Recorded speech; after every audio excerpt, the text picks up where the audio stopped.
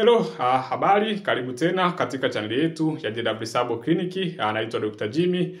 Leo tutaangalia sababu ya hedhi isiyo na mpangilio na tiba yake. Nikukumbushe, kama ni mara ya kwanza kufuatilia chaneli yetu, basi usahau kusubscribe na comment ili uweze kupata dondoo za kiafya tunazotuma kila siku. Sasa tumekuwa siku hizi na changamoto ya watu mzunguko wao wa hedhi kuwa unabadilika. Ina maana siku zao hazieleweki, zinarukaruka, mara zinarukaruka, mara haziji, mara zinakuja.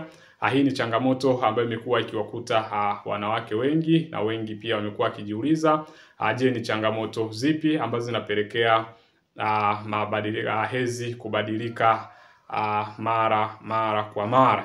Nikumbushe pia hawa watu wamekuwa watupa shida namna ya kumfanyia mahesabu kwa kutumia kalenda, lakini pia kuiua ile njia ya uzazi wa mpango ya kutumia kalenda. Mara nyingi kalenda ni njia ambayo safi na salama ambayo wengi wakitumia haina matokeo mazuri, lakini mpaka siku zako za hedhi zisiwe za kurukaruka, zisiwe za kueleweka. Ina maana zinakuwa zinaeleweka.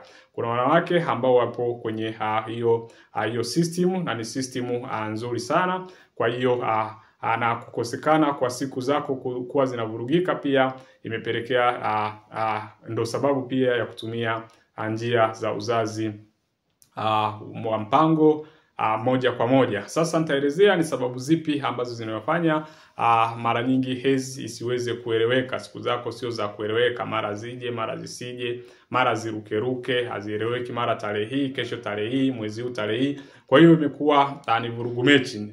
Sasa nitakuelekeza kuanzia kwenye sababu, lakini pia kwenye tiba, namna ya kuondokana na hiyo changamoto.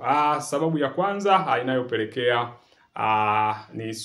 ni masuala ya homoni. Homoni kutokuwepo na mahusiano au uhusiano sawa, homoni ya estrogen na progesterone kuweza kupanda au kushuka, pia imepelekea changamoto ya hedhi kuweza kubadilika. Lakini pia changamoto kwenye stage ambayo tunasema ni tezi ya thyroid pia imekuwa ni changamoto kikubwa kwa watu wengi, ambayo imewapelekea mzunguko wao wa hedhi kutokuweza kueleweka. Lakini pia kuna msongo wa mawazo. Watu ambao wale wanaopitia stress, wanaopitia msongo mkali wa mawazo, pia imekuwa ikiwa ni chanzo kimojawapo cha hedhi zao kushindwa kutoeleweka vizuri. Ni kwa nini? Ni kwa sababu lakini pia tufahamu homoni pia zinategemeana, na ikitokea afya yako imeweza kuzulika, basi zile homoni huwa zina react. Kwa hiyo ikitokea sasa wewe umeweza kuwa na msongo wa mawazo, umeweza kuwa na stress, basi itaweza kukupelekea changamoto moja kwa moja ya siku zako kuweza kubadilika. Na ndio maana ukiwa umbeba ujauzito, tunakushauri sana punguza msongo wa mawazo, kwa sababu ule msongo wa mawazo unaweza kubadilisha homoni na kuweza kupelekea ujauzito kutoka. Na wengi wameshashuhudia hili. Kwa unapokuwa na ujauzito, basi jaribu kupunguza msongo wa mawazo. Na ili ufahamu hilo, na msongo wa mawazo pia unapoteza hisia ya tendo la ndoa moja kwa moja kwa jinsia zote, wanawake na wanaume. Lakini pia lishe duni, kupungua na kuongezeka uzito kwa ghafla. Ikitokea ikawepo lishe duni au mtu akaweza kupungua au kuongezeka kwa ghafla mwili wake, basi pia ni chanzo kimojawapo kinachopelekea siku zako kuweza kutonekana. Kuna watu wana uzito mkubwa kupita kiasi hawapati siku zao, lakini pia kuna watu ambao wanakuwa na uzito mkubwa kupita kiasi, siku zao zimekuwa ni changamoto kuweza kuonekana. Kwa hiyo lakini pia sababu nyingine inayopelekea ni magonjwa. Kuwepo kwa magonjwa. Kuna magonjwa ambayo yamekuwa yakisababisha siku zako ziweze kurukaruka. Kwanza ni PID, ambayo tunasema ni maambukizi kwenye via vya uzazi. Kwenye video ambazo zimepita tumeweza kuelezea PID kiundani ili iweze kueleweka vizuri. Lakini sababu ugonjwa mwingine tunasema ni uvimbe kwenye mayai ambayo lakini uvimbe kwenye kizazi, uvimbe kwenye mayai, lakini changamoto hizi ambazo tunasema ni changamoto ambazo zinatokea kwenye njia ya mkojo kama UTI, lakini pia kuna chango ambayo tunasema ni chango la uzazi. Pia hizi ni changamoto ambazo zimekuwa zikipelekea issue ya siku zako kuweza kutoeleweka vizuri. Lakini mwisho, unyonyeshaji. Wale ambao wanakuwa wananyonyesha mara nyingi huwa wanashindwa, siku zao zinabadilika kulingana na homoni kuweza kubadilika, na wale wanaonyonyesha huwa sio changamoto. Ndio maana wengine wanamaliza mwaka mmoja, miaka miwili hajawahi kupata siku zake, lakini baadaye anakaa sawa. Hapa ni kwa wale ambao unyonyeshi, sio mjamzito, lakini unapata changamoto. Kwa hiyo hizo ni baadhi ya sababu ambazo zinapelekea siku zako zisiweze kueleweka. Na mwisho, matumizi ya njia za uzazi wa mpango za kisasa. Nimesahau, na kwenye video ambazo zimepita tumeshaelezea madhara ya vitanzi, faida ya vitanzi, vidonge, madhara, faida, lakini pia sindano, madhara, faida. Tumeelezea njia zote za uzazi wa mpango. Kama basi hujaona, fuatilia kwenye video zetu, utaweza kuona hizo njia zote, namna ambavyo zinakuwa na faida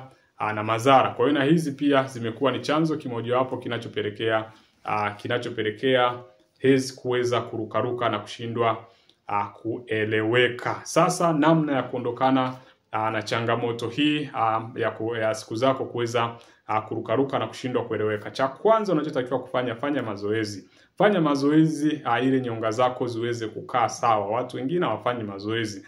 Ndugu zangu, tengeneza kufanya mazoezi. Mazoezi ili nyonga ziweze kukaa sawa. Ruka kamba, kimbia, cheza mpira, ni mazoezi mazuri. Lakini kama imetokea uzito wako umeongezeka kupita kiasi, basi tengeneza mazingira ya kupunguza mwili wako. Kwenye video ambazo zimepita tumeongelea namna rahisi ya kupunguza mwili na kitambi ili uweze kubaki mtu mwenye kamwili kake safi ambako kameweza kunona.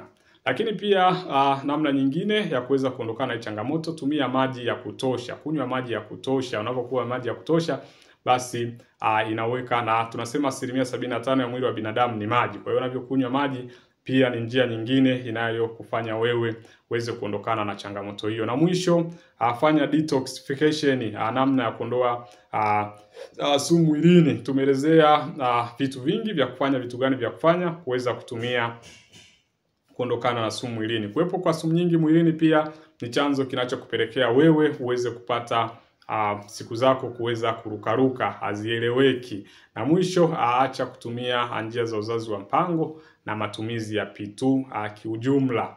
Kwa hiyo hayo ni baadhi ya lifestyle ambazo unatakiwa kufanya ili kuondokana na changamoto.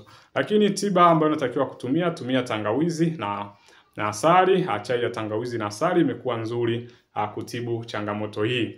Lakini tiba ya pili ni mshubiri. Kutumia mshubiri, mwingine wanasema aloe vera. Ukikatakata vipande ukaroweka kwenye yale maji, umeweka asali, ni tiba nzuri mojawapo ya kufanya siku zako ziweze kuwa sawa. Lakini kutumia haradali, chukua mbegu za haradali, zisage upate unga wake.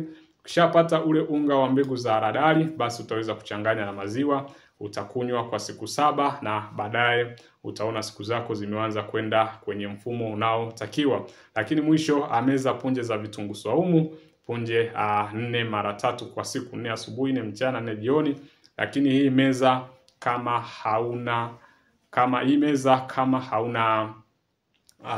hauna pressure ya kushuka. Kama una pressure ya kushuka, ndugu yangu, basi usitumie njia hii kama kinga ya kuweza kuondokana au kama dawa ya kuweza kuondokana na changamoto ya mabadiliko ya siku zako za hedhi. Kwa hiyo hilo ni namna ya kuondokana na hizo changamoto, lakini pia sababu za hizo changamoto. Tuambie hapo kwenye comment wewe unahisi ni changamoto ipi ambayo imekupelekea siku zako kuwa zinarukaruka mara kwa mara. Baada ya kuzitaja, basi ni rahisi wewe kuweza kujigundua kwamba mimi labda changamoto fulani ndio inayo nisumbua. Lakini pia tuambie ni tiba gani ambayo wewe ulitumia. Kama ulikuwa unapitia changamoto hii, ulitumia tiba gani kuweza kuondokana na changamoto hii. Ukituelezea tiba gani ulitumia, basi itakuwa rahisi hata wengine kuweza kujifunza. Tunasema tunasema sharing is caring. Unaposhare na sisi, basi kuna namna ambavyo pia